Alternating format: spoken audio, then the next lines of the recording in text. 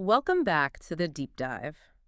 Today, I want to start by tapping into a feeling that I think every single person listening right now has experienced at some point. Oh, I think I know where you're going with this. Maybe you felt it yesterday, maybe you're feeling it right now as you drive to work. It's that heavy, sinking sensation in your stomach when you look at your to-do list, and it's absolutely overflowing. The list that never, ever ends, Mm. no matter how much you cross off. Exactly. But here's the specific flavor of this frustration that we're talking about today. You look at that list and you realize that half the items on it, they aren't even really your job. Yeah. They are things you hired other people to do. You are the manager, you are the leader, yet somehow you're the one doing the final proofread. You're the one chasing the client for a signature. You're the one fixing the formatting on a spreadsheet that someone else made. It is the great, the universal paradox of the modern manager, isn't it? Yeah. You get in early, you stay late, you find yourself working weekends. You are just drowning in these little tasks. And meanwhile, you look out your office window, and this can be metaphorical or literal, and you see your staff. They seem fine. They're fine. They're leaving at 5 p.m. on the dot. They're chatting about their weekend plans by the water cooler. They seem relaxed. And you're just sitting there under this mountain of work thinking, wait a minute, why am I working for them? That role reversal, that exact feeling is what we are going to completely dissect today. We are going to fix that broken dynamic. I hope so. And to do it, we are diving into an absolute classic. I mean, this is one of the pillars of management literature. We are talking about monkey business. Are you controlling events, or are events controlling you? By William Oncken III. This book is, and I don't say this lightly, it's absolute gold. It's actually an expansion of one of the best-selling Harvard Business Review articles of all time. I think it was called Management Time, Who's Got the Monkey? That's the one. And I want to be really clear about our mission for this deep dive. This isn't just another time management episode. We're not going to sit here and tell you to, color code your calendar or wake up at 4 a.m. to meditate. Thank goodness for that. I've heard enough of those. We are going to dissect a system, a complete psychological framework called the monkey management system. And if you get this right, truly understand it, it doesn't just save you an hour a day. It fundamentally changes the psychology of your entire team. It's a bigger shift than just productivity. It's a huge shift. It changes you from being the chief doer into a true leader. I love that promise. But okay, to get there, we have to start with that title. Who's got the monkey? It gives you this funny visual, but in the context of this book, the monkey is a very specific, almost technical term. It is. And I think a lot of people get this wrong right out of the gate. So let's unpack this. What exactly is a monkey? This is the most critical definition to get right. Honestly, if you miss this, the entire philosophy just collapses. Most people hear monkey and they think it means a problem. Right. Or a project. Oh, this big product launch is a huge monkey on my back. Yeah, that's the common mistake. The marketing launch is the monkey. But Oncken is so much more precise than that. A monkey is not a project, is not a program. A monkey is the next move. The next move. Specifically, it is the next physical or intellectual move required to move a project forward.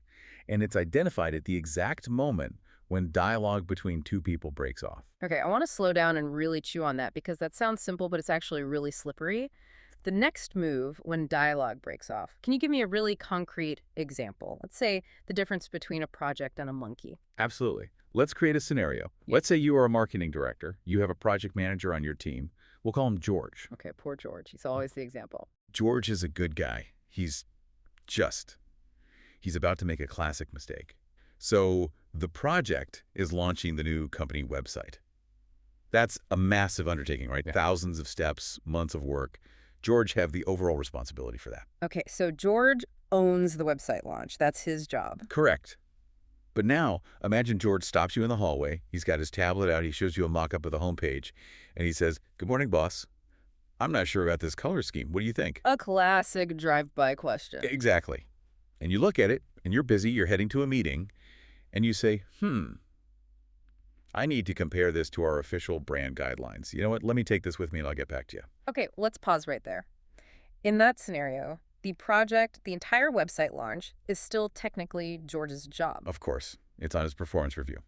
But the monkey, the very next move, which is review color scheme against brand guidelines, is now squarely on your back. You have taken the next move. The project cannot move forward one single inch on that particular front until you act. So even though George is the project manager, you are the one doing the work at this moment. You have the monkey. And that tiny little distinction is where managers get killed.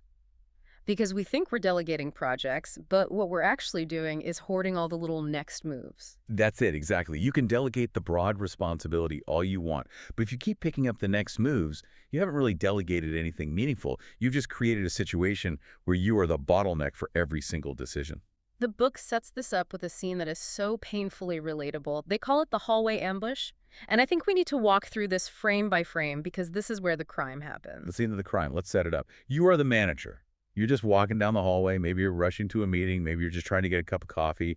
Your mind is on your own tasks, your own monkeys. And then you see George coming the other way. George. I feel like we all have a George, a well-intentioned George. Oh, George is a nice guy. He's hardworking. But George is about to ruin your week without even realizing it. He stops you, big smile. He says, "Good morning, boss. We've got a problem." We? That word right there. Stop the tape. That is the first trap. The word we. Oncken analyzes this just beautifully. He says that when a subordinate says, "We have a problem," it is a very subtle psychological maneuver. Is he being manipulative? Is George trying to trick me? Not maliciously. I don't think so. It's more instinctual. George is anxious. He has a problem he doesn't know how to solve. Or maybe he's just afraid to solve it alone and be accountable for the outcome. So he's sharing the anxiety. He's spreading the blast radius of the problem. By saying we, he is inviting you into the mud with him. He's making his problem your problem. It sounds so innocent, though. That's the insidious part. It sounds like he's being a team player. Hey, we're in this together, boss. That's why it works. It triggers your good manager reflex. You think, I'm a servant leader. I'm supportive. Of course we have a problem. So what do? You stop walking. You listen. You step right into the trap. So George explains the problem. The shipment is delayed, or the client is unhappy with the proposal. And you stand there listening intently. And this is the pivot point. Yeah. As you're listening, you realize two things pretty much simultaneously. First, you know enough to realize you need to be involved. You can't just ignore it. Right. It's a legitimate issue. But second, and this is absolutely key, you don't know enough to make a decision right this second. You don't have the data, or you're late for that meeting, or you just need to think. So you're stuck. You can't solve it instantly, but you can't just walk away. So what do you say? You say the most dangerous sentence in management. You say, "Let me think it over and I'll let you know." Let me think it over and I'll let you know. It sounds so responsible. It sounds like you're being thoughtful and diligent. It sounds great. But let's look at the physics of what just happened. Before you met George in the hallway, where was the monkey? It was on George's back. It was his problem to figure out. Correct. While you were talking, the monkey was, technically straddling both of you. It was in the air. But the moment you said, "I will let you know," and you walked away, where did that monkey land? It landed squarely on me. I now have the next move. You have the next move. You have just voluntarily leaped onto a treadmill that you did not need to be on. And look at George. What happens to him? He walks away happy as a clam. He is 10 pounds lighter. Yeah. He's probably whistling. He doesn't have a problem anymore. His problem has been successfully transferred to his boss. And now his only job is to wait for you. And this is the part that really, it makes my blood boil when I think about it in practice. Because now you are effectively working for George. You are. In the organizational hierarchy, you have just inverted the pyramid. You are now reporting to him on the status of his task. Unbelievable. And because you promised to let him know, George is now fully within his rights to pop his head into your office 2 days later and say, Hey, boss, how's it coming with that thing? It's exactly. How's it coming? He is supervising you. He is checking on your progress. And you can't even get mad at him because you're the one who volunteered. You told him you would do it. It's so humiliating when you think about it that way. You're the boss, but you're being chased by your staff because you're late on their work. And if you do this once with George, it's annoying. But if you do it with George, and then with Susan, and then with Mike, suddenly you have 20, 30 monkeys on your back. You become the single point of failure for the entire department. Everyone is waiting on you for their next move. And that leads us to this broader concept in the book about management time, because we all feel like we have no time, but Oncken breaks it down into these 4 very specific buckets. And I found this breakdown so clarifying because it really explains why we feel so trapped. It's almost like a physics equation. It really is. It's a zero-sum game. That's the entire premise. Oncken says, okay, look at your work week. There are 4 types of time. First, you have boss-imposed time. That's the stuff you have to do for your own boss, right? The Ugh. reports they ask for, the meetings they call. Yeah. Exactly. The non-negotiables. And what is the penalty for ignoring boss-imposed time? I assume termination, or at least a very unpleasant conversation. Pretty much. Oncken says the penalty is mutiny or being fired. You cannot ignore this stuff. It's mandatory. If the CEO calls, you answer the phone. So that's bucket one. Okay. Then you have system-imposed time. This is all the bureaucracy, right? Filling out forms, the mandatory HR meetings, IT security protocols, all that stuff. Yes. It's administrative conformity. It's the time you spend satisfying requests from your peers and other parts of the organization.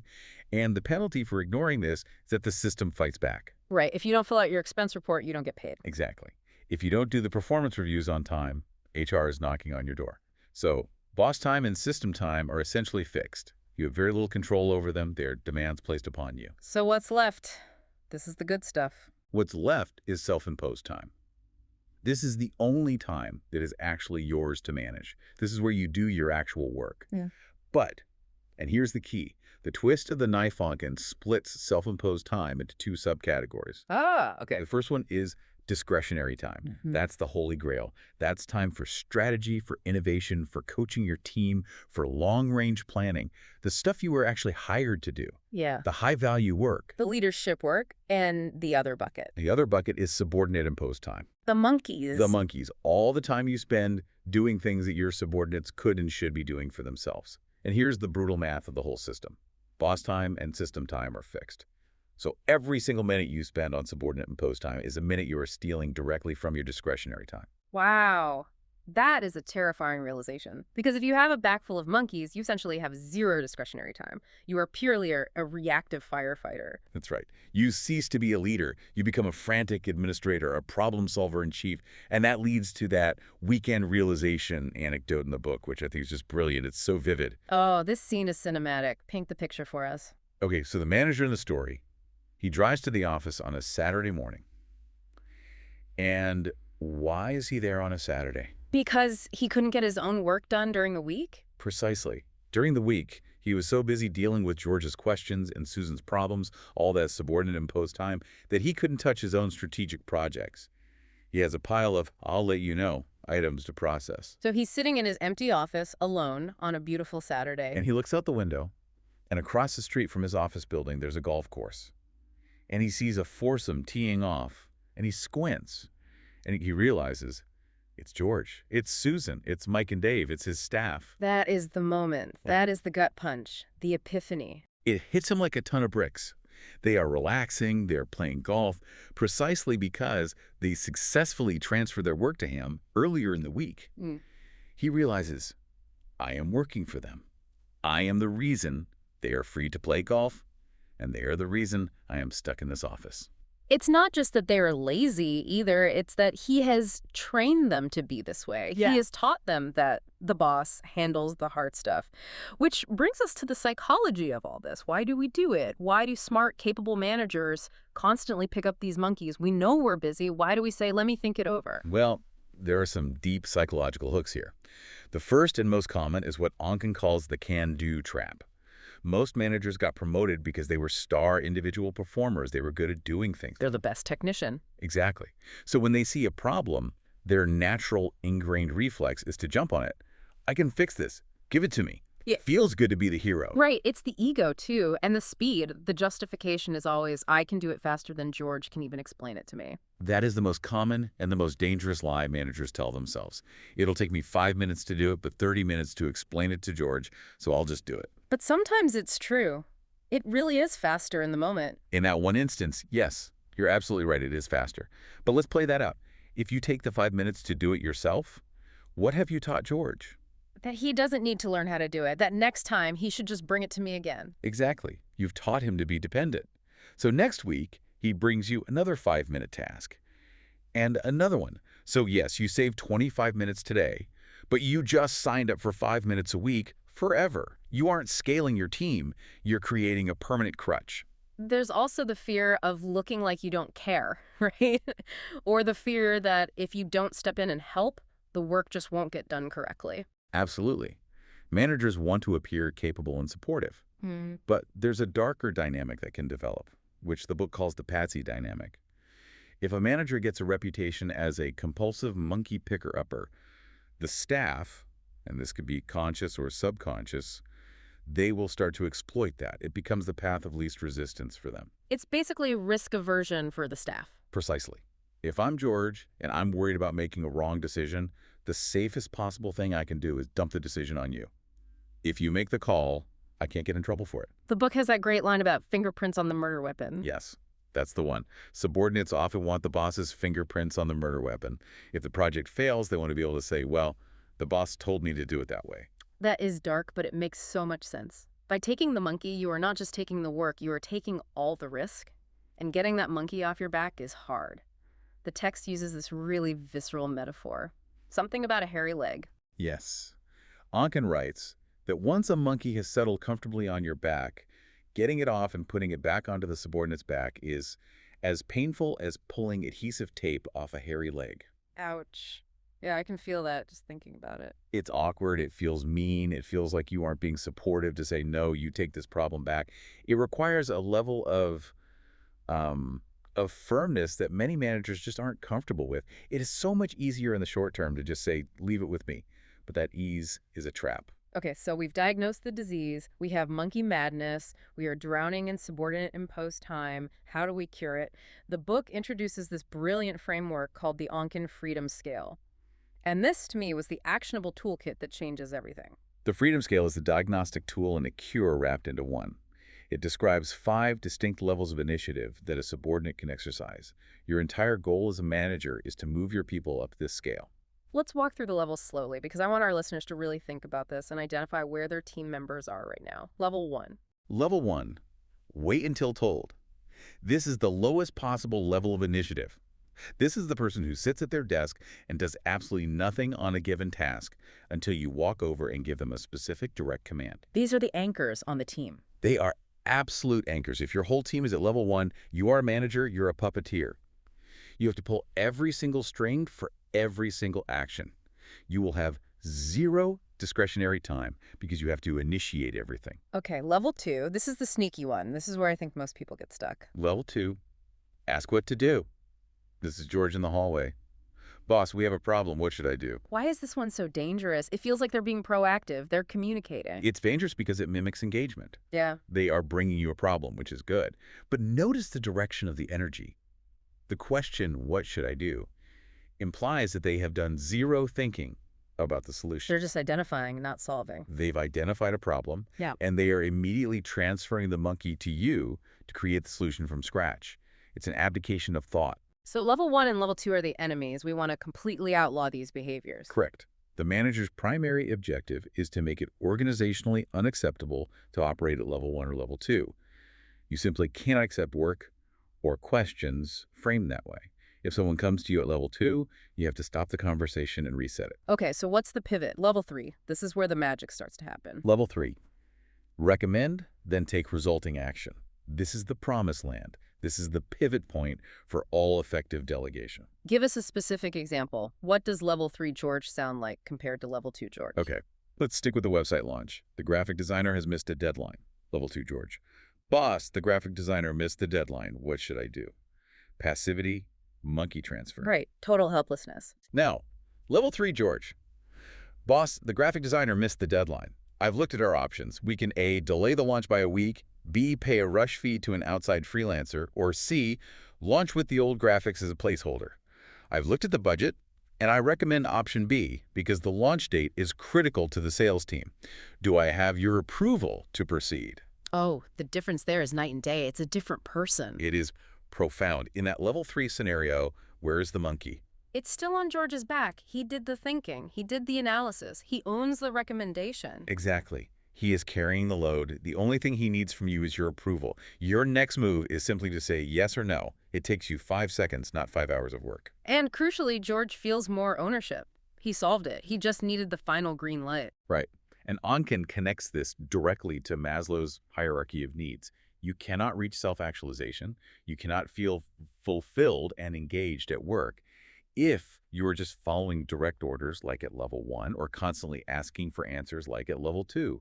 You only begin to grow and feel valued when you are analyzing, recommending, and solving at level 3. Let's just quickly hit level 4 and 5 so we can see the top of the mountain. Sure. Level 4 is act, but advise at once. This means I'm going to go ahead and hire the freelancer, and I'll send you an email right after I've done it to let you know. This requires a higher level of trust. You don't need to check beforehand, just keep me in the loop immediately. Got it. And then level 5 is act on own, routinely report. This is full, complete delegation. This is you handle all marketing vendor issues and just let me know how it went in our quarterly report. The highest level of trust and autonomy. So the immediate goal for most managers is to get everyone to level 3 at a bare minimum. But how do we do that practically? The book suggests this job description hack, which I thought was really clever. It's a fantastic auditing tool. You take your subordinate's job description and you literally go through every single line item. And for each task, you assign a number, 1 through 5, representing the level of initiative they are empowered to take. So you explicitly tell them their level of freedom for each part of their job? You have to. Ambiguity is what creates monkeys. You sit down with them and say, okay, for this task, handling routine client emails, you are at level 5. I trust you, don't ask me, just do it. But for this task, negotiating contracts over $10,000, you are at level 3. You must come to me with a clear recommendation before you act. That clarity completely eliminates the "I didn't know if I had the authority" excuse. It also solves what the book calls the doing nothing paradox. See, if a subordinate believes they don't have the authority to act, which is the case at level 1 or 2, then doing nothing is technically doing their job correctly. They're waiting for you. That's a good point. By assigning a level 3 or higher, you make doing nothing an act of insubordination. You have now formally empowered and required them to have a recommendation. You remove the safe harbor of passivity. I love that. You remove the excuse. But let's go back to the hallway, because changing a job description is one thing, but changing a deep-seated habit is another. George stops you. He says, we have a problem. He is operating at level 2. How do we coach him up to level 3 in that moment without being a jerk? This is where the rubber meets the road. This is the moment of truth. You have to be gentle, but absolutely firm. You cannot accept the monkey. So what's the script? George states the problem. You have to first validate him. You say, George, I see you have a problem. You are right to bring this to my attention. It sounds tricky. Validate him first. Show you're listening. You validate the problem, but not the transfer of ownership. Then you pivot. You say, however, I can't make a decision on this until I see your analysis. I want you to go think it through. What are our options? What do you recommend we do? And what if he pushes back? What if he says, I don't know, that's why I'm asking you? You hold the line. You say, I trust your brain, George. Take 20 minutes, go back to your desk, and sketch out 3 possibilities. Even if you aren't 100% sure, just give me your best thinking. Then come back and we'll talk through your recommendation. You literally refuse to let the monkey make the leap. You have to. You have to be a wall. And you might even use that great line from the book and say, George, the monkey will sleep just as soundly on your back tonight as it would on mine. That's the key mantra. You have to become comfortable with the monkey staying on their back. It feels uncomfortable at first, like you're not helping, but it's necessary for their growth and your sanity. And this leads directly to the concept of completed staff work, or CSW. This is a military term originally. Right. The idea is that a subordinate's job isn't finished until they have worked the problem to a point where the only thing the boss has to do is sign their name or say yes. So no half-baked ideas, no coming to you for brainstorming sessions that are really just disguised delegation upwards. Exactly. And this is hard for staff, I get that. It forces them to do the hard cognitive labor. They have to sell their recommendation. They have to anticipate your questions and have the data ready. But that process, preparing the argument, analyzing the data, that is how you build a future leader. Okay, so we've successfully pushed the monkey back. George is now off working on his recommendation, but Oncken warns us that we can't just abandon the monkeys. We can't just say, it's your problem now, goodbye, and never check in again. That just leads to dead monkeys, which means failed projects. Correct. This is where the 6 rules for the care and feeding of monkeys come in. You've successfully delegated the initiative, but you still have a responsibility to ensure the system works. Rule 1 is don't starve the monkey. Meaning don't ignore the next move when it comes back to you. Right. If George does the hard work, prepares a brilliant level 3 recommendation, brings it to you, and then you put him off for 3 weeks because you're too busy to review it, you are starving his monkey. You are killing his motivation and grinding the project to a halt. If he does the work, you must provide the timely decision. Rule 2, determine the population. This is simple capacity planning. Don't let George take on more monkeys than he can possibly feed. If he has 50 different next moves on his plate, he's going to fail. A menagerie of monkeys, as the book calls it, leads to chaos. So you have to help him prioritize. You have to help him prioritize or even kill some monkeys. Okay, George, you have 10 monkeys on your list. These 3 are critical. Let's focus on feeding them. The other 7, we're going to shoot them for now. Oh, a bit harsh, but I get it. Rule 3, feeding is the subordinate's job. This is so crucial for reclaiming your time. George has to schedule the check-in meeting with you. You should not be the one chasing him down the hall saying, hey, do you have that recommendation for me yet? No, he needs to take the initiative to get on your calendar. If he doesn't, the monkey starves, and it's his responsibility. That shifts the entire administrative burden off the manager. I like that a lot. Now, Rule 4 is the one that really stood out to me as a game changer. Progress checks. This brings us to a very strict and powerful policy that Oncken advocates. Accountability shall always be rendered by date and never by readiness. Wait, can you explain that? By date, never by readiness. That sounds a little counterintuitive. It means if we schedule a check-in on the website project for Friday at 2 p.m., we meet Friday at 2 p.m., period, regardless of whether George feels he is ready or has good news to share. But if he's not ready, isn't the meeting just a waste of time? I haven't done it yet, boss. Okay, see you later. No, that is the most important meeting to have. If you only meet when they are ready, George can delay indefinitely. He can hide the monkey. He can let it starve in the dark, hoping you'll forget about it. If the deadline is fixed, it forces the issue into the light. So the conversation changes. Yes. If he shows up and says, I'm not ready, you don't say, okay. You say, okay, let's talk about why. Are you overloaded? Do you need resources from another department? Are you stuck on a technical problem? The meeting becomes a diagnosis of the bottleneck. It brings the problem into the sunlight. Exactly. Oncken says the monkey gets sick in the dark. You have to keep the lights on with scheduled checkups. Rule 5, no misunderstandings. This is about clarity at the end of every conversation. Every monkey leaving a meeting must have a clear next move and a clear owner. Never end a meeting with a vague, okay, we'll see what happens. No. Who is doing what by when? George, your next move is to email the client with the 3 options by 5 p.m. today. My next move is doing nothing until I hear back from you. I am doing nothing. That is a powerful and important thing for a manager to say out loud. It affirms that the monkey is on the right back. And finally, Rule 6, facilitate instant dialogue. Keep the lines of communication open. George needs to feel like he can signal if he's in real trouble. But, and this is the critical balance, he shouldn't be signaling you to give the monkey back. He should be signaling you to get unstuck so he can keep carrying it. It's like being a spotter for someone lifting weights at the gym. You don't lift the weight for them, you just put a finger on the bar so it doesn't crush their neck. That is a perfect analogy. Yeah. If you lift the weight, they never build muscle. If you let it crush them, they quit the gym. You have to find that delicate middle ground. And that really is the definition of the professional manager versus the amateur. This distinction, amateur versus professional, is how the book starts to wrap up its argument. The amateur manager is constantly intervening, constantly taking monkeys back, constantly reminding staff of deadlines. Which is just taking the monkey back for a month. Right. And they're constantly resentful of the interruptions that they themselves caused by hoarding all the decisions. And the professional manager, by contrast, sees their role completely differently. They don't see themselves as the super worker. They see themselves as a developer of people.